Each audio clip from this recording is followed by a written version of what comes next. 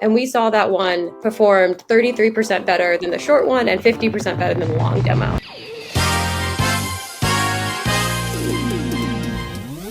We really wanted our demos to be very polished and look and feel like the real thing.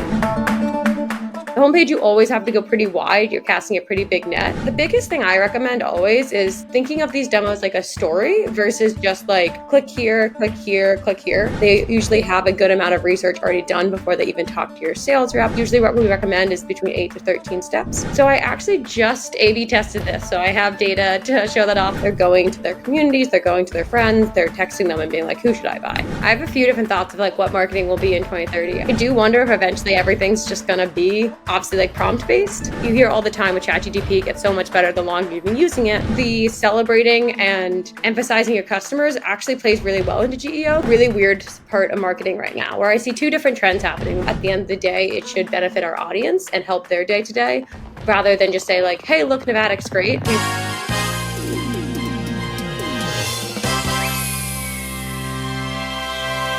Hey guys, today on the show we have Natalie Marcotullio. And Natalie, she's a head of growth and product marketing at Navattic.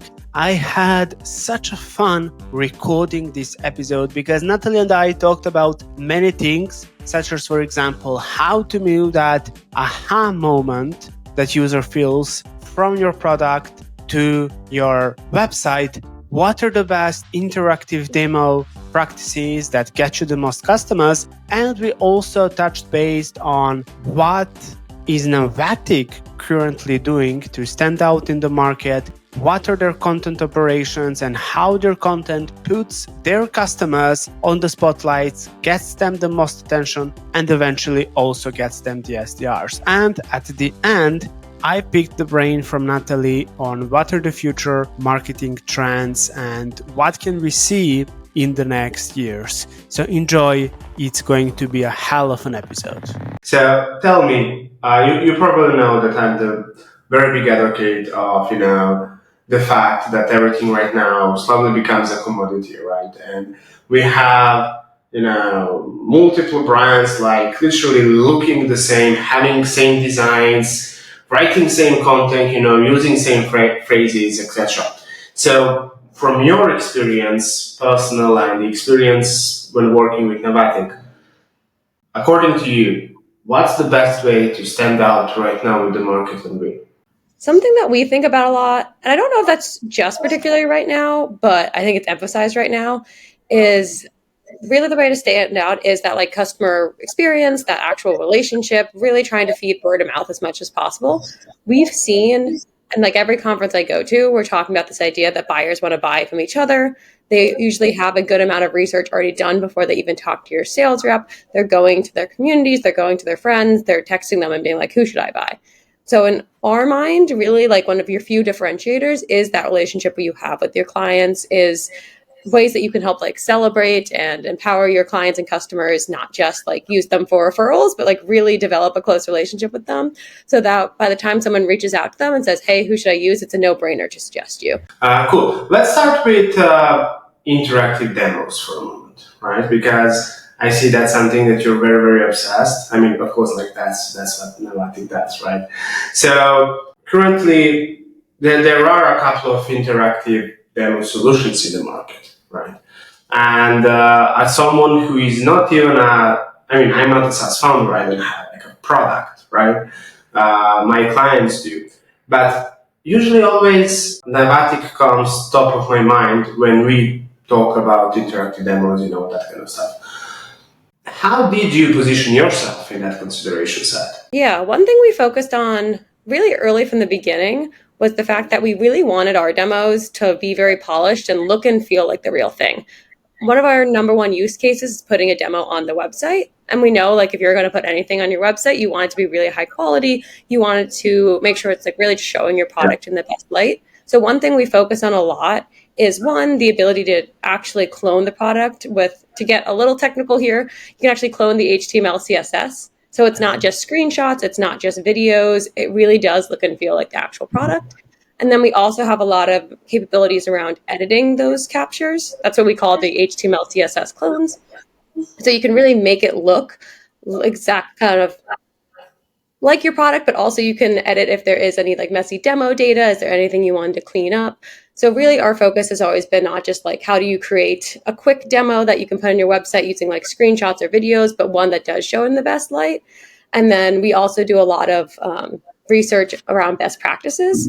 So when you're working with us, kind of going back to that first point of like, how do you stand out, that human relationship? It's really about coaching on, okay, like maybe this demo is a little too long. Based off our best practices and data, we'd recommend making it a little shorter, or we'd recommend adding another CTA or maybe changing up the copy here. So again, really just positioning around like making sure that you're having success with the demo, not just building one for the sake of building one. One thing that we definitely, talked about on LinkedIn and other channels, and that I could see, is that you're very rigorous when it comes to your content and the quality, criteria that you have. So can you walk me a little bit through, kind of standards that you have in your team and kind of, content processes that you, and SOPs or whatever procedures that you built inside Navattic? So I'd say our marketing standard that we have across the board, and this will tie into content, is this concept of unique and valuable. So everything we do needs to be one, unique. With it being such a competitive market, we don't want to just be copying what others are doing out there. Not saying everything has to be just like a crazy different campaign, but what's maybe a unique piece of data that no one has? Maybe it's a unique customer example that no one else has. So those are kind of the unique criteria. Then valuable, at the end of the day, it should benefit our audience and help their day to day, rather than just say like, hey, look, Navattic's great. We really try to position everything more for, here's again a piece of data that will help you. Here's an insight, not just look at this new thing we have.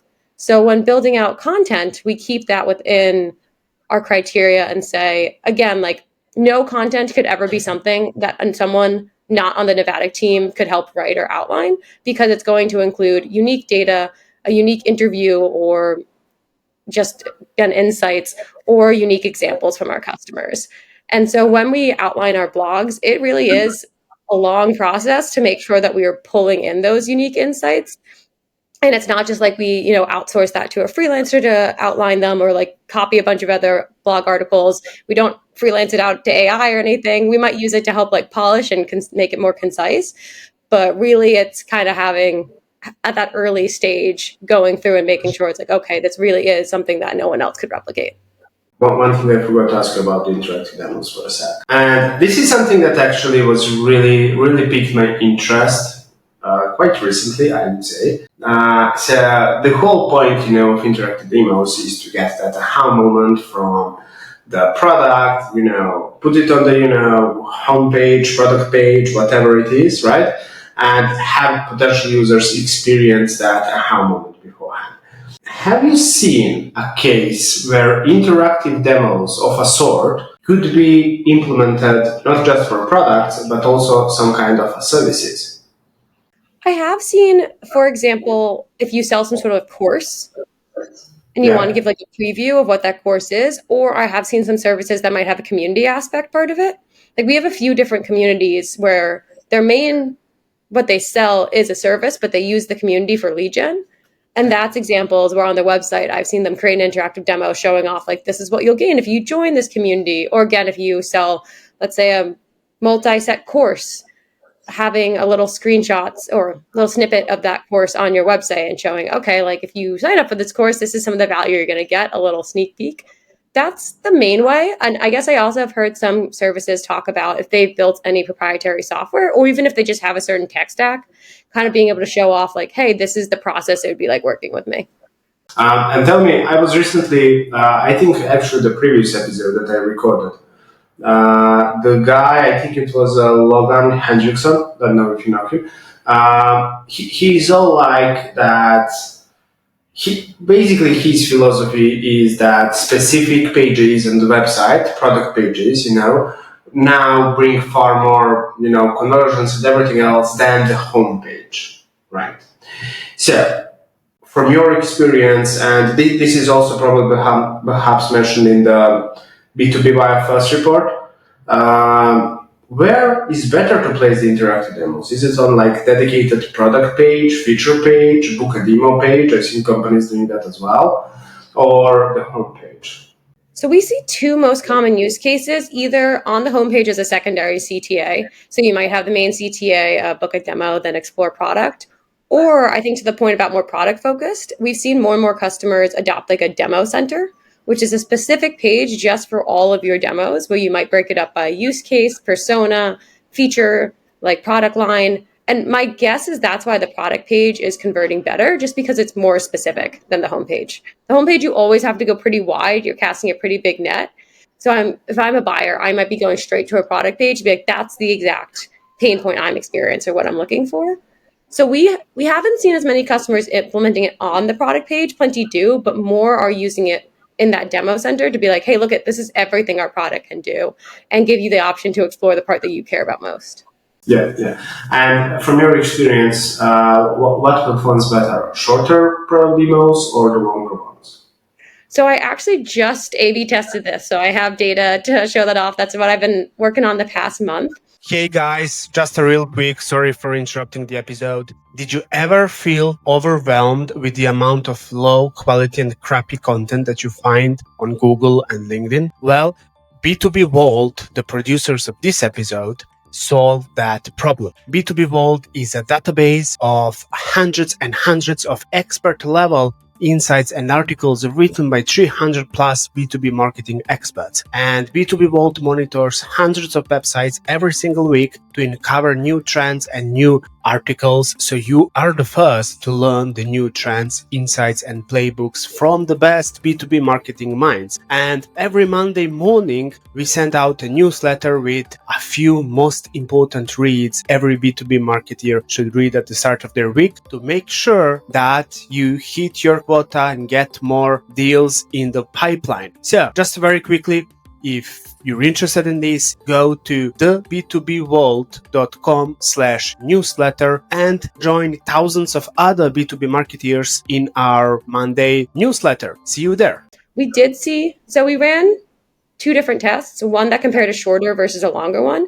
We did see the shorter one perform better than the longer demo. And that was about 13 steps. Usually what we recommend is between 8 to 13 steps. And it had about like a 3% better click-through rate than the longer one. However, the one that performed much better than both the short versus long demos was a demo that was personalized by persona. So going back to my point of like people want to see exactly what's relevant to them. So up front, you could choose what your persona was. For us, it was sales, marketing, growth. And we saw that one performed 33% better than the short one and 50% better than the long demo. So I would say short is better, but still give options up front so people can tailor it and see what they want to see, and then keep those tailored demos shorter. Yeah, so basically the winning playbook here is asking pre-qualification like questions on that interactive demo page, right? Like what title you are and what's the main use case, and then lead with that, right? Exactly. Yeah, so basically like 7, 8, 9, 10, doesn't matter, like different, interactive demos on the one demo, right? Yeah, you can either do it on the one page by asking up front or the demo center. That's sort of two ways that you could give them options. Yeah, makes sense. And from the, how do you call this now? Like a product tooltips walkthrough, product tour that you can see on the interactive demo page.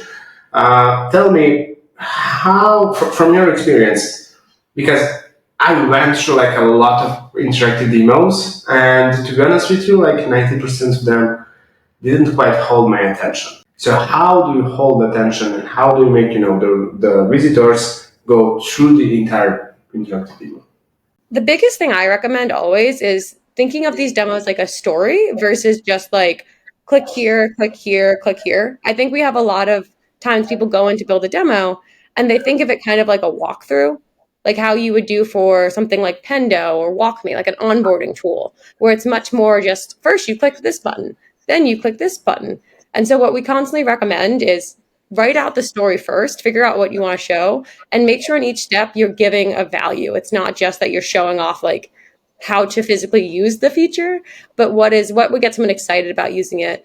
And then I think some of the best demos I've seen, they do a really good job of incorporating throughout maybe even social proof or just little moments of something that's not just about the product, whether it's like stats or something like that, that again gets people excited to keep going. I'd also say we recommend have multiple or CTAs throughout the demo. So maybe step 6, give an option to either book a demo live or keep going. So if people are maybe like, I think I've got it, I don't need to see the full thing, it doesn't have to be just wait to the very end to convert. And from that kind of a story perspective, is it better to lead with some kind of, jobs to be done for specific titles, or like the outcomes they want to, have, or the features, or the, comparing features with other, vendors in the market? Like, what's from your what's the centerpiece of a story in product demos? I will say I do think it sort of depends on the channel, right? If you are building a demo for G2, let's say, you actually might want to show more your differentiating features and lean a little more into features, because those are buyers looking to figure out how you're different. For a homepage demo, what we've seen, again, similar to the persona demo, that was a little more of like a jobs to be done or the outcomes you're going to get versus, hey, you're going to use X, Y, and Z features. So in general, I'd say defaulting to jobs to be done or outcomes, but I would think about what is the channel you're sharing this? Like, is this a channel where they might want to go a little more into differentiating features or things like that? Yeah. And then, like, something that just crossed my mind. When it comes to interactive demos, can you do you, by the way, offer the option to see who took the interactive demo? Yeah. Yeah. So before that kind of customer finishes the demo, right? Yep, we have a few different ways. You can, if you add a form, obviously you can see, but we do also have a tracking script that can connect to any of your CRM tracking scripts. So you could see, for example, if someone on your website filled out a HubSpot form for like an ebook and you have them cookied and tracked in HubSpot, you can still see if they went through your interactive demo, even if you don't gate that at all. And then we do have an accounts identification feature. So a few different ways you can get an idea of who's seeing your demo. So you have something natively similar to like RB2B or lead feeder or something like that, right? Not at the person level unless you have them already in your CRM. Yeah. And I guess there is an option to, okay, so let's say that for the, customers who are not in your CRM already, right? I have RB2B installed or any other solution like that, doesn't matter. And I have Navattic on the other side. And I get notifications from the RB2B, on who are the people who are visiting the interactive demo page, right? Have you tested any outreach, outbound, retargeting, any kind of other motions, that can target specific personas who took the interactive demo based on the RB2B data, for example, but did not convert? How do you re-engage with that? Yeah, we've seen two different ways customers will do that. To your point, either through LinkedIn ad retargeting or through outbound. And that's sort of also the value of asking upfront, hey, what is your role? Because then you can create more segmented targeted ads, or on the outbound side. For example, Unify, they're one of our customers. They do have an amazing outbounding tool. You can segment by a million different things. And so what they do is they feed all of it into their Salesforce, including their Navattic data. And then they have different outbound campaigns depending on how far they went to the tour, again, like what role or what use case they selected. And then they have specific messaging in that outbound that better matches, okay, you told me, again, you were this role. I'm going to use that in my messaging and continue to nurture you. Any winning kind of, templates or messaging that you sell across the board? For email campaigns? Email or retargeting ads, whatever it is. Any good success stories that you saw from your clients? For email campaigns, generally what we see is more like, okay, honestly, like sometimes just acknowledging it. Like, we saw you went to the demo, you're interested in this feature, and then following up with an additional resource. So if you saw they went through, again, maybe their specific role, follow up with a case study or a quote from someone in that role, like continue on the social proof to try to get them further down the funnel. And honestly, same with the LinkedIn ads. We've generally seen if you are retargeting them, that might be a good chance to add in an offer, like obviously the gift card campaign, if you want to go with that, or if you have some sort of free motion, something to get them to move that next step along because they've already shown a good amount of intent. Okay, enough with interactive demos. Let's talk about funnier stuff.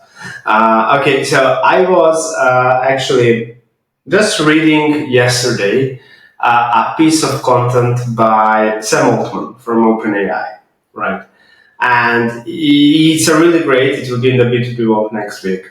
It's a really great piece, and in that article, Sam basically talked about the future of AI in the next 5-10 years, and how AI will be connected with with the way how we work, live, etc. So tell me, what does your marketing brain think about where we'll be? Because the changes are super fast, right? The changes are super fast. Like what used to work 1 year ago, it doesn't make sense to do it anymore, right? Where do you see marketing by 2030, B2B marketing? Yeah, I have a few different thoughts of like what marketing will be in 2030. I have one idea where the main thing is like I wonder if there's really going to be like UI for softwares anymore. Like so much of marketing is design and creating that cohesive image. But I do wonder if eventually everything's just going to be obviously like prompt based. And in that case, I wonder if it's going to be much more just like almost entirely actually true PLG, where so much more of it is just about like, okay, I heard this other customer's using it. Maybe even I've heard ideas of like maybe your customers are actually your salespeople. Maybe they're the ones constantly selling for you, like sort of in a more true B2C fashion where like the influencers are the ones actually maybe like selling for you as well. And that it's much less that the maybe like the hue or the sales team from the company's actually involved or the marketing's involved, and it's really you're working directly with your customers and they're almost the end sellers or the end people going after, because at the end of the day, if we have such a very like product led motion, you probably just want to see, okay, how did someone else use it, what's their use case, talk to me about it directly, versus going through a traditional B2B sales cycle. So this is like 5 to 10 years. I don't know if it's happening now, but almost like cutting out the middleman of current marketers and salespeople.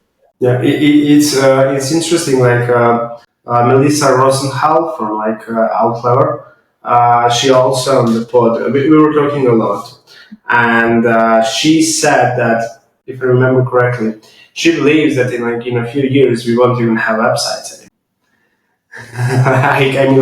You basically do everything through a chat, right? Chat GPT, Claude, whatever it is, you can get all the information you need, and that there will be no need, to visit other companies' website.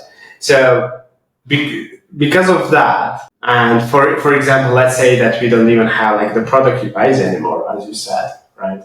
How will that impact, the size of the market in every like category, if you get what I'm trying to say. Size of the market in terms of the vendors, not in terms of demand, but in terms of the vendors software. How do you think that will impact that, and how if you don't have access to, if you don't have visitors visiting your website, if you don't have visitors using your product in a way that they're using right now, then how do we get data? How do we market ourselves? How do we, stand out basically? What do you think about that? I do wonder if there will be like some sort of marketplace for all the different apps if we're not, and I've already kind of seen this rising with the idea of something like Demo. Like if they were not going to have individual websites, will there still be some sort of listing that's like, hey, if you're looking for this solution, here are all the tools that do it, and you just optimize more for those marketplaces. As far as like the number of vendors, I've heard two different opinions, and honestly, I'm not sure which one I am going down with yet. But one is the consolidation play. Like if so much of AI, the value of it is the data that you have. Like so much of it is being able to say, okay, from one source of truth, like you hear all the time with ChatGPT gets so much better the longer you've been using it because it knows more value, it has more of that data. There is a value of consolidation, right? If all my tools live in HubSpot and HubSpot just has access to all my data, I don't have to worry about any integrations, then anything I'm prompting off of, I know it has the full picture. So I've heard one argument of like, we're just going to see a bunch of consolidation, number of vendors will go down. I've also heard the argument that because everyone can build something now, it's much easier. We're going to get hyper niche because you can have something built that's like the perfect version of that software for you or your use case. And that you'll be able to just like cherry pick, okay, I'm B2B SaaS and I need something that's really good at repurposing blog posts into LinkedIn posts or something like that. And it's just going to specialize in one task, but do it really well, which I think we're seeing with a lot of these GPTs. So I haven't made my decision yet if it's going to be consolidation or going hyper niche, but I really feel like it could go either way. When it comes to like hyper niching down, like there is like okay, you can niche down and you can niche down and you can niche down, but like at certain level, that's it, right? You can't possibly niche down. For example, like, okay, you can build interactive demo software for software companies, right? You can go one level down, and say, okay, this is interactive demo software for fintech companies, right? Or something like, or martech, or whatever it is, right? And you can perhaps even go down and say interactive demo software for fintech companies doing up to $5 million in recurring revenue, right? But like that's it, right? I mean, I don't see any other way to niche that. Yeah, I do think there is a natural limit, but I would imagine the people building these niche software aren't trying to like scale or grow something crazy. Like, I think we're just going to see people start building something that solves their needs. And they might slap a like, hey, do you like this product? Give me $5 for a coffee type of thing. Like, I have engineering friends who will do that. They'll just like build side projects for things that they have a pain point on. And they don't really invest in marketing it. They don't really invest in selling it. It's all word of mouth. And it's just like, hey, if you like this, maybe give us some money. So I do agree. Like, the niching stops at some point, but I also don't think these are going to be people who are evaluating their TAMs and thinking about, I need to make sure the market is this big. It's more just going to be people like, hey, I want this, so I built it. If you want it too, give me $5. Yeah, makes sense. But also, I mean, if it's easy for other people and creators out there, people with ideas to build software, right?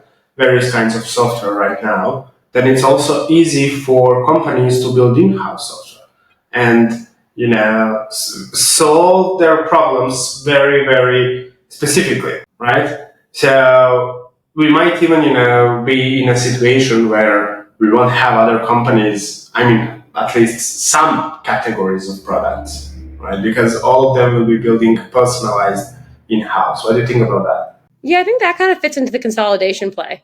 Like, if you end up just buying Lovable and you build all your own apps internally, to your point, that's one tool that you're using. So I could very much see a world where everyone also just goes, they hire someone who's like, your whole job is just to build internal apps. I do think, though, we've had enough companies, I don't know if we have to learn this lesson again, kind of get burned by, you have one person who's a dedicated, like, build the internal apps, and then they leave and other people don't know how to manage it. So I'll be curious if that fully takes on, just because that does take a lot of rigor towards like also documenting and making sure everyone knows how it works. So it doesn't just one person built it and then it gets forgotten about.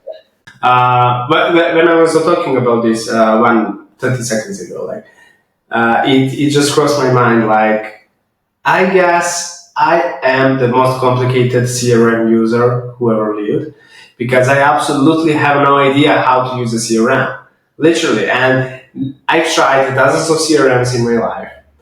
None of them works for me, And it's not that we are running like a 1,000 person company or something like that. We're actually very small, but our needs are very specific, because we have people in our CRM that we want to build a relationship with. We have people who might be potential clients, people for podcasts, people for interviewing for specific articles, all of those types of things. And the best solution at the end of the day for us was to build our own CRM inside Airtable.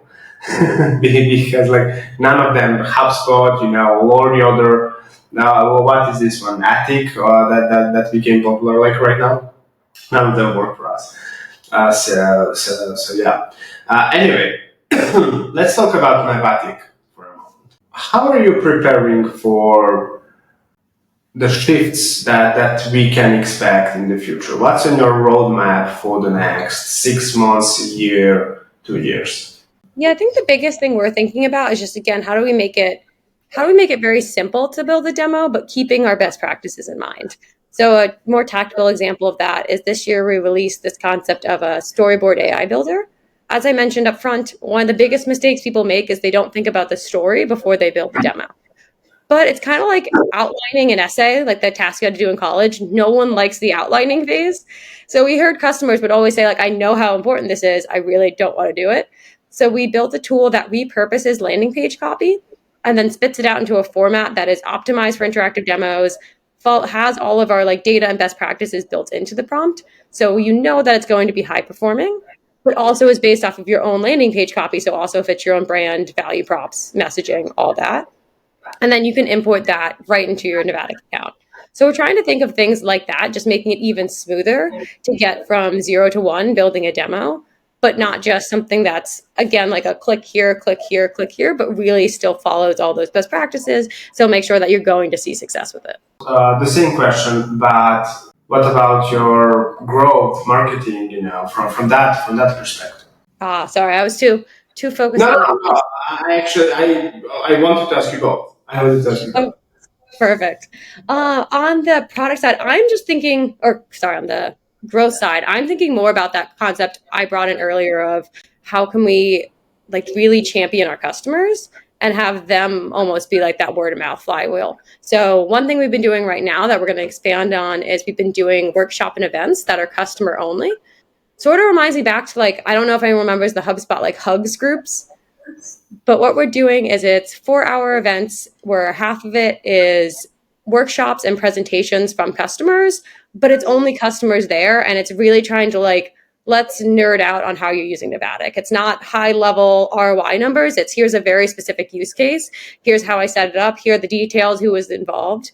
And then we do workshops where we really just go around sharing like how you're using it, what pain points are you running into, to your question of like, if I send this in outbound, what language should I use? And just a lot of knowledge sharing. And then we do a little bit of like celebration, happy hour, food afterwards.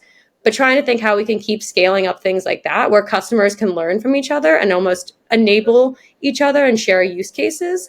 Right now, we're focusing on the in-person, but might be focusing on a way we could do that digitally as well. Yeah, yeah, yeah. And how many kind of workshops like this you have right now per month? Is it 1, 2, or more?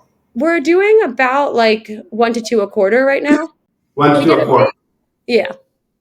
So it's on a bigger scale. Like you have like 100, 200, 300 like a people, right? Sorry, 100, 200, 300. Customers in there. No, we're doing it like a more hyper local. So generally it's about like 30 to 50 customers. And then we'll have a good amount of employees too. So that's why I'm thinking like we're kind of testing this model this year, and then we're going to think about how we can scale it up. Yeah, I like the customer centric approach, and I recently, I don't know who was it. I read something. It was either Dave from Exit 5 or Peplaya or someone like that, and they were basically saying that our job as marketeers is not to sell, it's not to our job is actually to make our customers become heroes, in their lives, in their organizations, in their companies, whatever. So I see a very big correlation between that and what you're doing right now. What about the other stuff from like the content standpoint? AI, SEO optimization, GEO, AEO, however it's called these days. We're definitely thinking about geo to your point of like, and that's what we've decided to call it internally. I don't know. And for that, I mean, I'm taking it like early days SEO. Like my background was in digital marketing. I'm more just trying to explore and learn right now, like what really are the channels that make the biggest impact. I do think though, the celebrating and emphasizing your customers actually plays really well into GEO because we've all seen that like Reddit is a really big channel. We've all seen user generated content as some of its favorite places to pull from, even LinkedIn posts. So in my mind, it's, if we are celebrating empowering our customers, we've seen time and time again, someone who attends an in-person event, someone who we develop a relationship with, much more likely to post about us, much more likely to give us organic shout outs, much more likely to just like go on their own, give us a G2 review. Obviously G2's all big into that. So we actually do think this like word of mouth customer celebration play ties in really well to GEO that is focusing on a lot of these user generated channels. Yeah. Well, one trend I'm noticing is that with all of these, changes in the last 2-3 years, it's actually, I mean, this is paradoxally, but it's actually pretty hard to fake stuff, right? I mean, before you could just, hey, let's write 30 articles, a month. Let's do a keyword research, write 30 articles a month. Let's write LinkedIn posts, do this, that, and that, and you will have results.